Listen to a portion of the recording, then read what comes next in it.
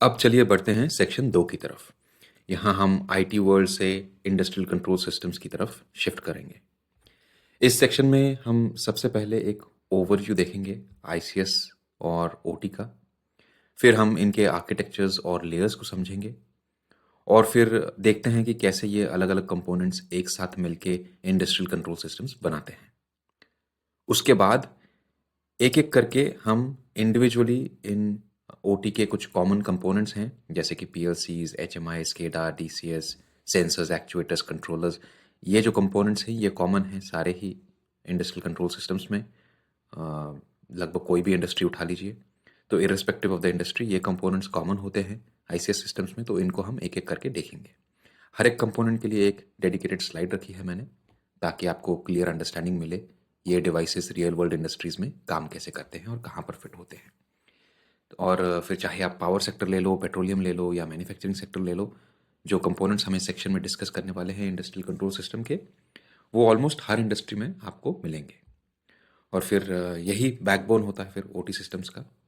तो फिर चलिए शुरू करते हैं हमारा इंडस्ट्रियल कंट्रोल सिस्टम्स का ओवरव्यू इस सेक्शन में। तो जब अब हम ओटी वर्ल्ड में एंटर कर रहे हैं इस सेक्शन में, तो पहले समझते हैं कि industrial control systems OT world के अंदर होते क्या हैं। तो आईसीएस ऐसे सिस्टम्स होते हैं जो फिजिकल डिवाइसेस को कंट्रोल करते हैं इंडस्ट्रियल एनवायरनमेंट्स में।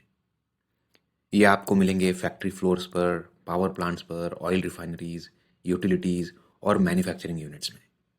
बेसिकली हर जगह जहां फिजिकल प्रोसेस ऑटोमेशन और रिलायबिलिटी क्रिटिकल होती है और जहां पर भी फिजिकल प्रोसेस को ऑटोमेट किया जा रहा है, आपको ये आईसीएस सिस्टम्स वहां पर मिलेंगे। आईसीएस सिस्टम्स के जरिए ऑपरेटर्स जो हैं शॉप फ्लोर पर, वो कन्वेयर बेल्ट्स को, टरबाइन्स को, रोबोट्स को या फिर कॉम्प्लेक्स फ्लो सिस्टम्स को मॉनिटर और कंट्रोल करते हैं और मैनेज करते हैं। अब यहाँ एक की डिफरेंस समझना जरूरी है आईटी और ओटी के बीच में। आईटी सिस्टम्स प्राइमरली डेटा के साथ डील करते हैं वर्चुअल वर्ल्ड में, लेकिन आईसीएस जो हैं ओटी वर्ल्ड में, इंडस्ट्रियल कंट्रोल सिस्टम्स जो हैं, वो डायरेक्टली फिजिकल वर्ल्ड के साथ इंटरैक्ट करते हैं। इसका मतलब अगर आईटी सिस्टम्स में कुछ गलत हो जाए तो मैक्सिमम लॉस के तौर पर आपका डेटा लॉस होगा, फाइनेंस लॉस होगा, रेपुटेशन लॉस होगा। लेकिन ओटी के जगत में आईसीएस में अगर इंडस्ट्रियल कंट्रोल सिस्टम में अगर कुछ गलत हो गया तो प्रोडक्शन स्टॉप हो सकता है, इक्विपमेंट डैमेज हो सकता है और ह्यूमन सेफ्टी को भी रिस्क हो सकता है। इसीलिए आईसीएस जगत में सेफ्टी और अवेलेबिलिटी सबसे हाई प्रायोरिटीज पर होती है क्योंकि यहां पर ह्यूमन लाइफ स्टेक पर होती है। और फिर आईसीएस एक, आप उसको एक अम्ब्रेला टर्म की तरह कह सकते हो। आईसीएस एक अम्ब्रेला टर्म है जो अलग अलग टेक्नोलॉजीज को कवर करती है जिनसे ऑपरेटर्स इंडस्ट्रियल डिवाइसेस को कंट्रोल करते हैं, मैनेज करते हैं, मॉनिटर करते हैं। अब ब्रॉडली जनरल तौर पर अगर देखा जाए तो आईसीएस को आप दो मेजर कैटेगरीज में डिवाइड कर सकते हो, यानी कि इंडस्ट्रियल कंट्रोल सिस्टम के सॉल्यूशंस को, इंडस्ट्रियल कंट्रोल सिस्टम्स को आप दो मेजर कैटेगरीज में डिवाइड कर सकते हो। एक है डिस्ट्रीब्यूटेड कंट्रोल सिस्टम और दूसरा है स्केडा, यानी कि supervisory control and data acquisition systems. अब डीसीएस जो हैं, डिस्ट्रीब्यूटेड कंट्रोल सिस्टम्स, ये मेनली एक सिंगल प्लांट या लोकल एरिया के प्रोसेस को कंट्रोल करते हैं। और स्केडा जो हैं, ये जो इंडस्ट्रियल कंट्रोल सिस्टम के टाइप्स हैं, ये मल्टीपल ज्योग्राफिकली सेपरेटेड साइट्स को मॉनिटर और कंट्रोल और मैनेज करने में हेल्प करते हैं। तो इंडस्ट्रियल कंट्रोल सिस्टम को अगर आप इसके अम्ब्रेला के अंदर दो कैटेगरीज में अगर आप इनके सॉल्यूशंस को देखना चाहो तो स्केडा और डीसीएस ये दो सिस्टम्स निकल कर आते हैं। तो जैसे हम आईटी सिस्टम्स के अंदर देख रहे थे client systems, database systems, server systems, right, वैसे ही आप इंडस्ट्रियल कंट्रोल सिस्टम्स के अंदर अगर आप देखोगे तो ये दो जनरल लेवल पर ये दो मेजर कैटेगरीज हैं। ये सिस्टम्स हर तरह की इंडस्ट्री में पाए जाते हैं और चाहे कोई भी इंडस्ट्री हो, चाहे पावर इंडस्ट्री हो, oil and gas manufacturing industry हो, ऑटोमोटिव मैन्युफैक्चरिंग इंडस्ट्री हो, यूटिलिटीज़ हो, आपको स्केडा या डीसीएस में से एक सिस्टम वहाँ पर ज़रूर मिलेगा। और फिर इन दोनों सिस्टम्स के अंदर कुछ कॉमन डिवाइसेस भी हैं जो आपको हर जगह मिलते हैं हर टाइप की इंडस्ट्री में। तो कुछ कॉमन डिवाइसेस जो इंडस्ट्रियल कंट्रोल सिस्टम के अंदर आते हैं वो हैं आरटीयूज, पीएलसीज, फिर ये सेंसर्स, एक्चुएटर्स, एचएमआईज, कंट्रोलर्स, ये सारे जो डिवाइसेस हैं ये इंडस्ट्रियल ऑटोमेशन के फाउंडेशन ब्लॉक्स हैं और इन्हीं के आसपास लगभग पूरा इंडस्ट्रियल कंट्रोल सिस्टम का इकोसिस्टम बना होता है। तो इस स्लाइड पर इतना याद रखिए कि industrial control systems physical processes को कंट्रोल करते हैं, ऑटोमेट करते हैं, मैनेज करते हैं। जनरल लेवल पर इनके अंडर दो मेजर सॉल्यूशंस आते हैं जो कि हैं स्केडा और डीसीएस, और इनके अंडर मेजर तौर पर ये वाले कॉमन डिवाइसेस आते हैं। तो इररिस्पेक्टिव ऑफ द इंडस्ट्री आपको ये इंडस्ट्रियल कंट्रोल सिस्टम के ये दो सॉल्यूशंस और ये डिवाइसेस हर जगह कॉमन मिलेंगे। अब एक और अम्ब्रेला टर्म है जो कि है ऑपरेशनल टेक्नोलॉजी। ओटी और आईसीएस दोनों टर्म्स कभी कभी इंटरचेंजेबली भी यूज होती हैं, लेकिन टेक्निकली अगर देखा जाए तो ओटी एक बिगर अम्ब्रेला है, एक बड़ा सेट है। और अगर ये डायग्राम आप देख रहे हैं तो आपको ये समझ में आ रहा होगा कि ओटी एक ब्रॉड एनवायरनमेंट है जिसके अंडर फिर आपको आईसीएस सिस्टम्स और ट्रेडिशनल आईटी सिस्टम्स मिलेंगे जो इन आईसीएस सिस्टम्स की कम्युनिकेशन को पॉसिबल करते हैं। और आईसीएस के अंडर फिर आपको डीसीएस और स्केडा सिस्टम्स मिलेंगे जिनके बारे में हमने पिछली स्लाइड पर डिस्कस किया, और पीएलसीज और ये कुछ डिवाइसेस हैं जो कॉमन हैं इंडस्ट्रियल कंट्रोल सिस्टम में। और फिर स्केडा और आईसीएस में अगर आप देखोगे तो पीएलसी जैसे कंपोनेंट्स ओवरलैप करते हैं। और प्रैक्टिकली अगर आप देखोगे तो ओटी एनवायरनमेंट्स में आपको मल्टीपल इंटरकनेक्टेड सिस्टम्स फिर आपको मिलते हैं। यानी कि इस डायग्राम के जरिए मैं आपको बता रहा हूँ कि आपको ओटी एनवायरनमेंट में, ओटी के सेट में आपको आईसीएस सिस्टम और आपको ट्रेडिशनल आईटी सिस्टम्स, ये इनका सबसेट मिलेंगे। अब तो फिर जब आप ओटी सिक्योरिटी की बात करोगे तो आप सिर्फ आईसीएस को सिक्योर करने की बात नहीं कर रहे हो, बल्कि आप ये समझ रहे हो कि आईटी और आईसीएस कंपोनेंट्स एक दूसरे के साथ कैसे इंटरेक्ट करते हैं और आर्किटेक्चर में कैसे फिट होते हैं और इन दोनों का रिलेशनशिप क्या है। उदाहरण के तौर पर अगर आपको बताऊं तो मान लीजिए एक स्केडा सिस्टम है आईसीएस के अंदर। ये स्केडा सिस्टम आपके विंडोज सर्वर पर रन हो रहा होगा जो कि है एक ट्रेडिशनल आईटी सिस्टम, या फिर एक विंडोज वर्क स्टेशन पर रन हो रहा होगा। तो इसका मतलब यह है कि अंडरलाइंग आईटी इंफ्रास्ट्रक्चर जैसे कि स्विचेस, सर्वर्स, नेटवर्क केबल्स जो इस आईसीएस के कम्युनिकेशन को और रन होने को पॉसिबल करते हैं, ये भी ओटी सिस्टम का एक हिस्सा हैं।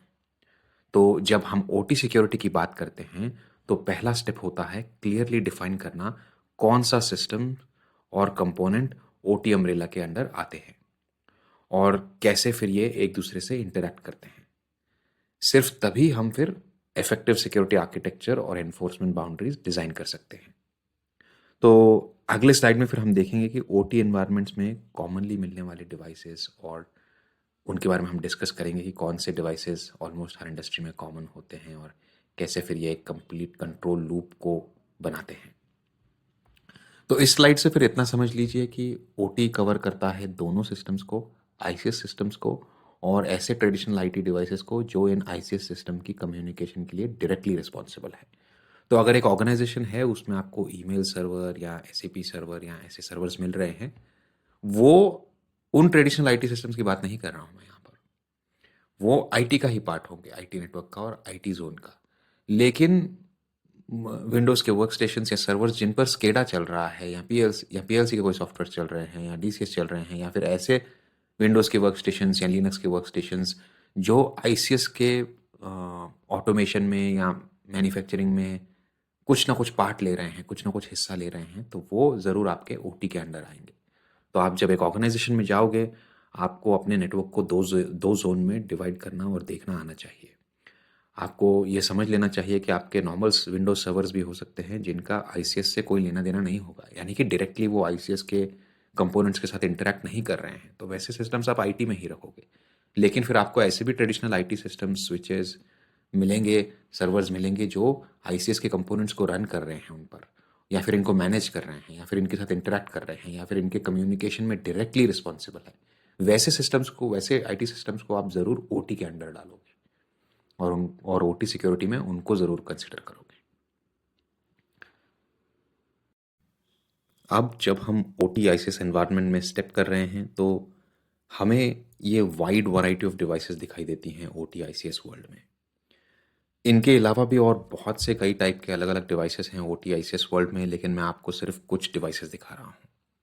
ये डिवाइसेस बहुत डाइवर्स होते हैं और स्क्रीन पर मैं आपको सिर्फ कुछ कॉमन डिवाइसेस दिखा रहा हूँ, जैसे कि PLCs, HMIs, reporting servers, remote IO controllers, CNC machines, power metres.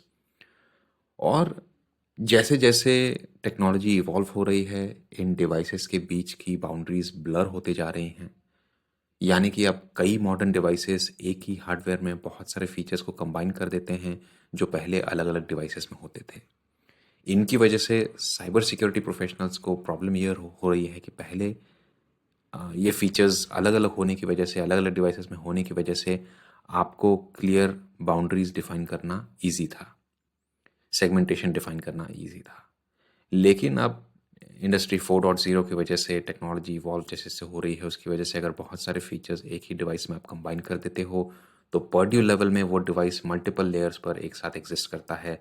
जैसे कि स्मार्ट सेंसर्स या स्मार्ट एक्चुएटर्स अगर आप लो, तो ये डिवाइसेस IoT केपेबल बन गए हैं आज के इस इंडस्ट्री 4.0 के वर्ल्ड में।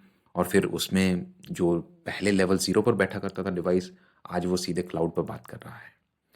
तो इसकी वजह से फिर बाउंड्रीज ब्लर होते जा रही हैं और फिर सेगमेंटेशन काफ़ी चैलेंजिंग होता जा रहा है। तो ये तो मैं सिर्फ आपको कुछ डिवाइसेस दिखा रहा हूँ। इसके अलावा और हज़ारों तरह के डिवाइसेस हैं जो आपको OT ICS के वर्ल्ड में मिलेंगे। तो अब सवाल ये उठता है कि फिर हम इतने वैरायटी ऑफ डिवाइसेस के बीच में हम OT एनवायरनमेंट में कैसे फिर OT साइबर सिक्योरिटी की जर्नी शुरू करें? तो उसका जवाब यह है कि हम कुछ OT के कॉमन फाउंडेशनल कंपोनेंट्स को ढूंढ सकते हैं, ऐसे डिवाइसेस जो हमें हर इंडस्ट्री में, हर ICS के सिस्टम में मिले और जो इम्पोर्टेंट हैं, और फिर इनसे हम साइबर सिक्योरिटी की शुरुआत करें। तो जैसे कि स्क्रीन पर मैं आपको दिखा रहा हूँ, ये कुछ कॉमन डिवाइसेस हैं, जैसे कि PLCs, HMIs, डेटा हिस्टोरियंस। ये 3 कंपोनेंट्स ये आपको OT के जगत के हर इंडस्ट्री में मिलेंगे। तो चाहे आप पावर इंडस्ट्री में चले जाओ, ऑयल रिफाइनरी में चले जाओ, मैन्युफैक्चरिंग में चले जाओ, यूटिलिटीज़ में चले जाओ, तो आपको ICS के अंडर जो दो स्केडा सिस्टम्स हमने इंडस्ट्रियल कंट्रोल सिस्टम्स जो हमने डिस्कस किए, स्केडा और DCS, वो मिलेंगे मेजर तौर पर, और उनके अंडर ये कॉमन डिवाइसेस मिलेंगे। तो फिर इनके ज़रिए हम कहीं ना कहीं OT साइबर सिक्योरिटी की शुरुआत कर सकते हैं। ये 3 कंपोनेंट्स मिलके OT सिस्टम्स का बैकबोन बनाते हैं। इनके बिना आप कोई भी इंडस्ट्रियल प्रोसेस इफेक्टिवली कंट्रोल या मॉनिटर नहीं कर सकते। और आपको हर डिवाइस या मॉडल को याद रखने की ज़रूरत नहीं है, लेकिन इन कंपोनेंट्स का रोल और फंक्शन समझना बहुत ज़रूरी है। क्योंकि जब आपको ये पता होता है कि हर डिवाइस सिस्टम में क्या करता है, तब आप समझ पाते हैं कि फिर ICS जगत में अ, ये सिस्टम्स कैसे काम करते हैं और OT और IT सिस्टम्स का इंटीग्रेशन कहाँ होता है। तो फिर इतना ही इस स्लाइड पर। अब अगले स्लाइड्स पर हम इन तीनों डिवाइसेस को थोड़ा सा डिटेल में देखते हैं। तो अब बात करते हैं PLC यानी प्रोग्रामेबल लॉजिक कंट्रोलर पर। तो PLCs एक स्पेशलाइज्ड कंप्यूटर होते हैं जो assembly lines, conveyor belts, robotic arms और दूसरे इलेक्ट्रोमैकेनिकल सिस्टम्स को कंट्रोल करते हैं। और दिखने में PLCs ऐसे दिखते हैं। जब मैंने कंप्यूटर कहा, एक स्पेशलाइज्ड इनको कंप्यूटर कहा, तो ये कोई स्क्रीन या नॉर्मल IT कंप्यूटर के जैसे नहीं दिखते हैं, बट इनमें कोड लॉजिक होता है, तो ये दिखने में अक्सर ऐसे दिखते हैं। तो आप PLC को इंस्ट्रक्शंस देके प्रोग्राम करते हो और वो रिलायबली कंटिन्यूसली उन इंस्ट्रक्शंस को एग्जीक्यूट करता है। जैसे कि कोई पंप की वाल्व्स को ओपन या क्लोज करना, कोई मोटर को स्टार्ट या स्टॉप करना, या फिर सेंसर्स की रीडिंग्स को पढ़ना और उनको पढ़कर कुछ एक्शन ट्रिगर करना। तो कंटिन्यूसली इस कोड लॉजिक को ये एग्जीक्यूट करते रहते हैं। और पहले PLCs सीरियल प्रोटोकॉल्स जैसे कि RS-232 यूज़ करते थे, लेकिन आजकल के PLCs नेटवर्क प्रोटोकॉल्स जैसे मॉडबस और ईथरनेट IP वगैरह सपोर्ट करते हैं काफ़ी टाइम से। और इसी मॉडबस प्रोटोकॉल के बारे में हम डिटेल में सेक्शन 8 में बात करेंगे, जब हम एक लैब का डेमो देखेंगे। और फिर OT जगत में हर वेंडर का अपना एक प्रोटोकॉल होता है, इसीलिए कोई यूनिवर्सल स्टैंडर्ड नहीं है कम्युनिकेशन का, जो फिर इंटीग्रेशन और सिक्योरिटी को और कॉम्प्लेक्स बना देता है। और एक और बड़ी चैलेंज पीएलसी के सिक्योरिटीज़ में ये आती है कि पीएलसीज़ को डेकेड्स तक चलने के लिए डिज़ाइन किया जाता है। इसीलिए काफ़ी ओल्ड डिवाइसेस अभी भी आपको प्रोडक्शन में, शॉप फ्लोर डिवाइसेस में, इंडस्ट्रीज़ में मिलेंगे। इनमें डिफ़ॉल्ट पासवर्ड्स हो सकते हैं, ऑथेंटिकेशन कंप्लीटली एब्सेंट हो सकती है, एन्क्रिप्शन नहीं हो सकती है और पैचेस भी मिलना इनका मुश्किल हो सकता है। और कुछ प्लांट्स में पीएलसीज़ कंप्लीटली आइसोलेटेड होते हैं, लेकिन बहुत जगह ये नेटवर्क एनेबल्ड होते हैं और अगर प्रॉपर्ली ये पीएलसीज़ मैनेज्ड ना हो तो ये डायरेक्टली फिर एक एंट्री पॉइंट बन सकते हैं अटैकर्स के लिए और पीएलसीज़ के ज़रिए अटैकर्स काफ़ी कुछ एग्जीक्यूट करा सकते हैं और प्लांट्स को डैमेज पहुंचा सकते हैं। अगर पीएलसी कॉम्प्रोमाइज़ हो जाए तो फिर अटैकर फिजिकल प्रोसेसेस को डिसरप्ट कर सकता है, प्रोडक्शन को रोक सकता है, इक्विपमेंट को डैमेज करवा सकता है और फिर ह्यूमन सेफ्टी के लिए भी प्रॉब्लम्स क्रिएट कर सकता है। इसीलिए फिर पीएलसीज़ को आप एक ब्रेन की तरह समझिए और इनको ओटी सिक्योरिटी का फोकस बनाइए। अगर आपके पीएलसीज़ नेटवर्क इनेबल्ड हैं तो उनके लिए स्ट्रिक्ट कंट्रोल्स, प्रॉपर सेगमेंटेशन और स्केड्यूल्ड पैचिंग और अपडेटेड फर्मवेयर ये सब इंश्योर रखना ज़रूरी है ताकि आपका ओटी एनवायरनमेंट सिक्योर रहे। अब चलिए बात करते हैं एचएमआई की। एचएमआई यानी ह्यूमन मशीन इंटरफेस। तो एचएमआई जैसे नाम में ही समझ आता है कि एचएमआई एक ऐसा इंटरफेस होता है जिससे ह्यूमन और मशीन आपस में कम्युनिकेट कर सकते हैं। तो सिंपल वर्ड्स में बोलूँ तो ये ऑपरेटर्स का एक विंडो होता है इंडस्ट्रियल सिस्टम, कंट्रोल सिस्टम को मैनेज या ऑपरेट करने का। और एचएमआई के ज़रिए ऑपरेटर इंडस्ट्रियल प्रोसेसेस को फिर मॉनिटर, मैनेज और कंट्रोल कर सकते हैं। तो टेक्निकली एचएमआई एक बेसिकली एक वर्क स्टेशन होता है जिसमें आपको कुछ प्रोप्राइटरी सॉफ्टवेयर रन होता दिखेगा जो रियल टाइम इंडस्ट्रियल डेटा को विजुअलाइज करता है। और एचएमआई आप विंडोज़ वर्क इनके अंडरलाइंग इंफ्रास्ट्रक्चर में आप विंडोज़ वर्क स्टेशन पा सकते हैं या विंडोज़ सर्वर पा सकते हैं जो इन जिस पर फिर ये प्रोप्राइटरी सॉफ्टवेयर इंस्टॉल होता है तो एक आपको विजुअलाइजेशन मिलता है। और विजुअलाइजेशन और कंट्रोल यही एचएमआई की सबसे पावरफुल कैपेबिलिटी है। यहाँ पर आपको डैशबोर्ड्स और प्रोसेस स्कीमेटिक्स देखने मिलेंगे जो ऑपरेटर को फिर real time sensor values, alarms और कंट्रोल्स दिखाते हैं। और उदाहरण के तौर पर अगर एक फ्यूल डिस्ट्रीब्यूशन सिस्टम है तो एचएमआई आपको ऐसा डैशबोर्ड दिखा सकता है जिस पर आपको टैंक्स के लिक्विड लेवल्स शो होते हैं और ऑपरेटर वहाँ से वाल्व्स ओपन या क्लोज कर सकते हैं, पंप्स एक्टिवेट कर सकते हैं, ये पूरे प्रोसेस को रिमोटली कंट्रोल कर सकते हैं। और फिर एचएमआईज में अलार्मिंग सिस्टम्स भी बिल्ट इन होते हैं।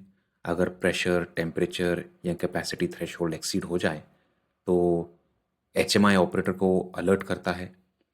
और कुछ एडवांस्ड एसएमआई सिस्टम्स में आपको ऑटोमेटेड रिस्पॉन्सेज भी होते हैं जो डायरेक्टली पीएलसीज को इंस्ट्रक्ट करते हैं, जैसे अनसेफ कंडीशन डिटेक्ट होते ही पंप को शट डाउन कर देना या फिर ब्रेकर को ट्रिप कर देना।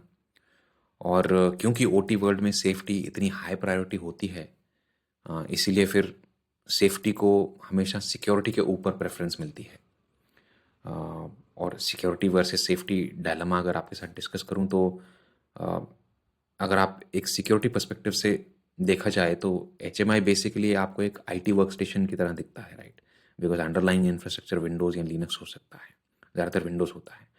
और थियोरेटिकली अगर आप उसमें EDR tools, authentication controls, vulnerability scans और यूनिक क्रेडेंशियल जैसे मेजर्स को ऐड करने की डिमांड करो तो ओटी एनवायरनमेंट्स में ये सब करना इतना सिंपल नहीं होता है क्योंकि एचएमआईज मिशन क्रिटिकल सिस्टम्स होते हैं।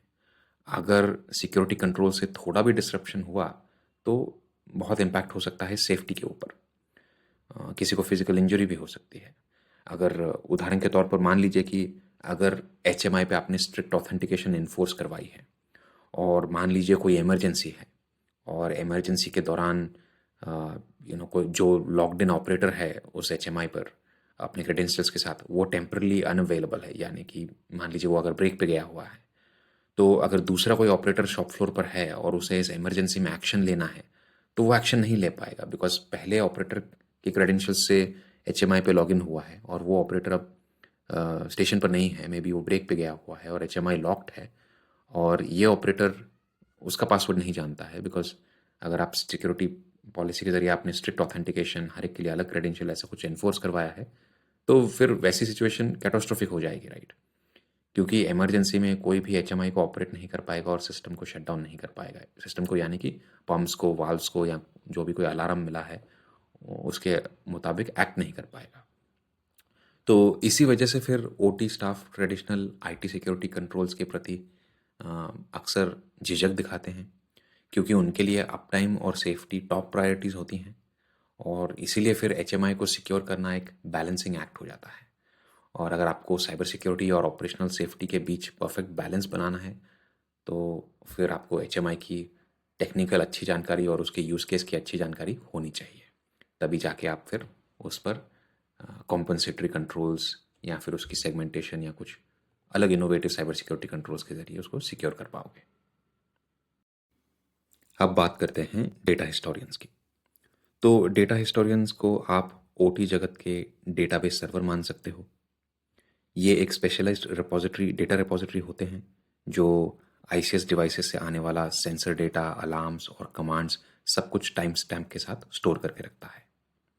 ये डेटा पीएलसीज और एचएमआई से आता है, और हिस्टोरियन उस डेटा को कलेक्ट करके स्टोर करता है ताकि ऑपरेटर्स और इंजीनियर्स पास्ट ट्रेंड्स को एनालाइज कर सकें और परफॉर्मेंस को ऑप्टिमाइज कर सकें।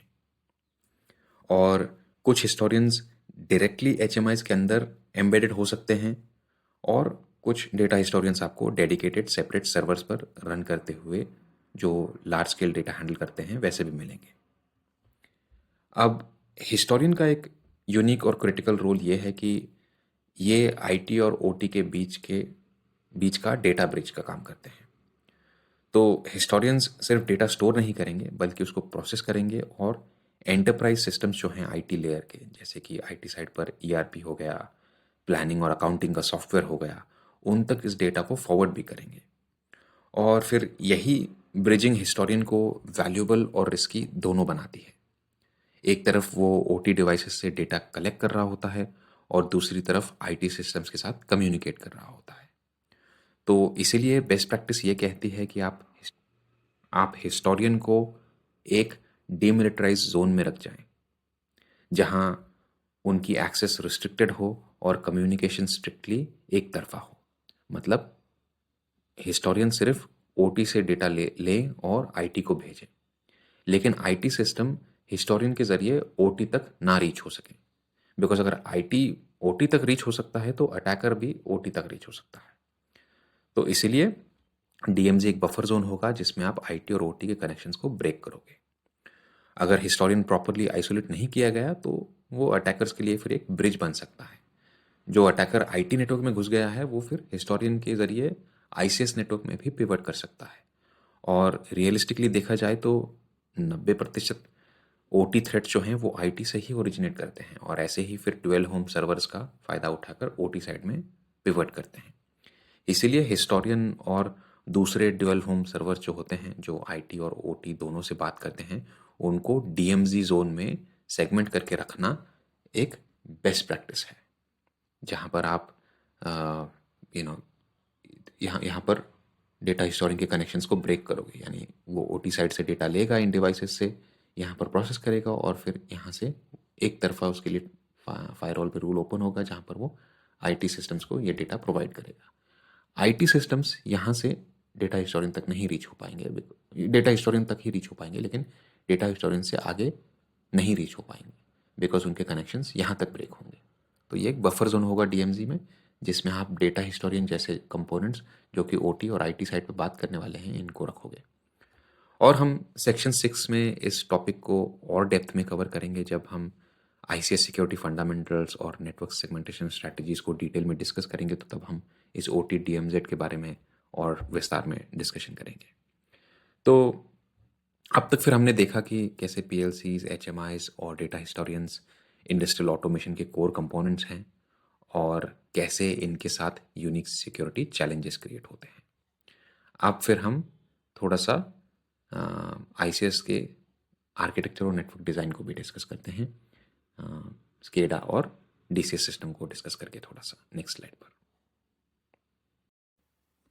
तो चलिए अब डिस्कस करते हैं इंडस्ट्रियल कंट्रोल सिस्टम के सॉल्यूशंस पर, जिनके बारे में हमने इस सेक्शन के स्टार्टिंग में बात की थी, यानी कि डिस्ट्रीब्यूटेड कंट्रोल सिस्टम्स और स्केडा सिस्टम्स। तो सबसे पहले हम बात करते हैं डीसीएस यानी डिस्ट्रीब्यूटेड कंट्रोल सिस्टम्स के बारे में। तो स्क्रीन पर ये जो लेआउट मैं आपको दिखा रहा हूँ वो एक जनरल डीसीएस का आर्किटेक्चर का एग्जांपल है। डिस्ट्रीब्यूटेड कंट्रोल सिस्टम ये एक लेयर्ड सिस्टम होता है जिसमें जनरली आपको 3 लेयर्स देखने मिलेंगी और डीसीएस बेसिकली एक नेटवर्क ऑफ कंट्रोल डिवाइसेस होती है जो लोकलाइज्ड इंडस्ट्रियल प्रोसेसेस को मैनेज करने में यूज़ होती है। यहाँ लोकलाइज्ड वर्ड बहुत इंपॉर्टेंट है क्योंकि डीसीएस सिर्फ एक प्लांट या एक सिंगल साइट के अंदर काम करता है। ये रिमोट या ज्योग्राफिकली सेपरेटेड लोकेशंस को कंट्रोल नहीं करता। आप डीसीएस सिस्टम्स को अगर अक्सर पावर प्लांट्स, ऑयल रिफाइनरीज और मैन्युफैक्चरिंग प्लांट्स में देखोगे जहाँ प्रिसीजन और कोऑर्डिनेशन बहुत क्रिटिकल होती है। और अगर इसके आर्किटेक्चर को देखोगे तो डीसीएस एक हायरार्किकल सिस्टम के जैसा आपको दिखाई देगा। बॉटम लेयर्स पर आपको फील्ड कंट्रोलर्स और पीएलसीज दिखाई देंगे जो डायरेक्टली इक्विपमेंट और इंस्ट्रूमेंट्स को कंट्रोल करते हैं, और फिर अपर लेयर में आपको ये सुपरवाइजरी कंप्यूटर्स और ऑपरेटर वर्कस्टेशंस दिखाई देंगे जो पूरे प्लांट के ऑपरेशंस को ओवरसी और कोऑर्डिनेट करते हैं। ये layer design multiple production lines को एफिशिएंटली एक साथ रन करने में हेल्प करता है। और historically DCS local plant control करने के लिए डिज़ाइन किया गया था, इसीलिए ये वाइड एरिया कम्युनिकेशन के लिए ऑप्टिमाइज्ड नहीं था। ये प्रोप्राइटरी प्रोटोकॉल्स पर चलता था जिससे कुछ सिक्योरिटी मिल जाती थी। सोच ये थी कि अगर सब कुछ एक ही प्लांट में कन्फाइंड है और कम्युनिकेशन भी प्रोप्राइटरी है तो बाहर के अटैकर्स इंटरफेयर नहीं कर पाएंगे। लेकिन आज के टाइम पे ये सोच आउटडेटेड हो चुकी है। टेक्नोलॉजिकल एडवांसमेंट्स और आईटी-ओटी कन्वर्जेंस के साथ अब डीसीएस और स्केडा के बीच की लाइन ब्लर होती जा रही है, और मॉडर्न डीसीएस सिस्टम्स अब ऐसे फीचर्स के साथ आते हैं जिससे ऑपरेटर्स डिफरेंट साइट्स को भी रिमोटली कंट्रोल कर सकते हैं। मतलब अब डीसीएस सिस्टम्स भी एक एक्सटेंट तक स्केडा जैसे कैपेबिलिटीज लेने लगे हैं, और इस इंटीग्रेशन से एफिशिएंसी और विजिबिलिटी तो बढ़ जाती है, लेकिन साथ ही अटैकर्स भी बढ़ जाते हैं। आपका अटैक सरफेस भी बढ़ जाता है क्योंकि अब डीसीएस सिस्टम्स सिर्फ प्रोप्राइटरी प्रोटोकॉल्स पर, वेंडर द्वारा डिज़ाइन किए गए प्रोटोकॉल्स पर बात नहीं कर रहा है। अब वो, क्योंकि आईटी ओटी कन्वर्जेंस हो रहा है, तो अब वो आईटी के प्रोटोकॉल्स पर जो स्टैंडर्डाइज होते हैं उन पर बात करना शुरू कर रहा है। तो फिर अगर हम डीसीएस सिक्योरिटी को ध्यान से इम्प्लीमेंट नहीं करेंगे तो ये सेम कनेक्टिविटी फिर एक वल्नरेबिलिटी बन सकती है। तो इस स्लाइड की समरी में आपको कहूँ तो फिर डीसीएस एक लेयर्ड सिस्टम कंट्रोल सिस्टम है जो एक सिंगल साइट को लोकलाइज्ड प्रोसेसेस को मैनेज करता है, और मॉडर्न कन्वर्जेंस के चलते अब ये सिस्टम्स भी आईटी एक्सपोजर में आ रहे हैं और इनका अटैक सरफेस बढ़ रहा है। अर्लियर हिस्टोरिकली ये सिस्टम्स आइसोलेटेड होते थे, वेंडर प्रोप्राइटरी प्रोटोकॉल्स पर बात करते थे, एक सिंगल प्लांट के ऑपरेशंस को कंट्रोल करते थे। लेकिन अब क्योंकि आईटी ओटी कन्वर्जेंस हो रहा है तो ये सिस्टम्स ज़्यादा से ज़्यादा आईटी लेयर के साथ कनेक्ट हो रहे हैं। जब कोई सिस्टम आईटी लेयर के साथ कनेक्ट होता है, आईटी के प्रोटोकॉल स्टैंडर्डाइज्ड हैं, अटैकर्स उनसे काफ़ी फेमिलियर हैं, तो फिर इनके लिए खतरा बढ़ जा रहा है, इनका अटैक सरफेस बढ़ जा रहा है। अब बात करते हैं दूसरे सिस्टम की, नेक्स्ट स्लाइड पर। अब बात करते हैं स्केडा की। जब डीसीएस एक लोकल प्लांट के लिए बेस्ट सूटेड है तो स्केडा उन एनवायरनमेंट्स के लिए डिज़ाइन किया गया है जहां industrial operations geographically spread out होते हैं। तो सोचिए power grids, oil pipelines, water treatment plants या टेलीकम्युनिकेशन नेटवर्क्स, ये सब स्केडा के टिपिकल यूज केसेस हैं। स्केडा सिस्टम में जनरली आपको 3 से 4 मेन कंपोनेंट्स मिलेंगे, और स्क्रीन पर जो डायग्राम आप देख रहे हैं वो एक टिपिकल स्केडा का लेआउट है। फील्ड लेयर में आपको आरटीयूज यानी कि रिमोट टर्मिनल यूनिट्स मिलेंगे और पीएलसीज मिलेंगे जो सेंसर्स से डेटा कलेक्ट करते हैं और एक्चुएटर्स को कंट्रोल करते हैं। ये डेटा कम्युनिकेशन नेटवर्क के थ्रू फिर बैकएंड सर्वर्स और एचएमआई सिस्टम्स तक पहुंचता है, और फिर एचएमआई ऑपरेटर्स को प्रोसेसेस विजुलाइज करने और कमांड्स इशू करने का इंटरफेस देता है। और स्केडा का सबसे बड़ा एडवांटेज है कि ये रिमोट मॉनिटरिंग और रिमोट कंट्रोल को एनेबल करवाता है। यानी कि एक सेंट्रलाइज्ड कंट्रोल रूम में बैठा ऑपरेटर दूर के साइट के वाल्व्स ओपन या क्लोज कर सकता है, स्विचेस ऑपरेट कर सकता है या फिर रियल टाइम में सिस्टम परफॉर्मेंस को एडजस्ट कर सकता है।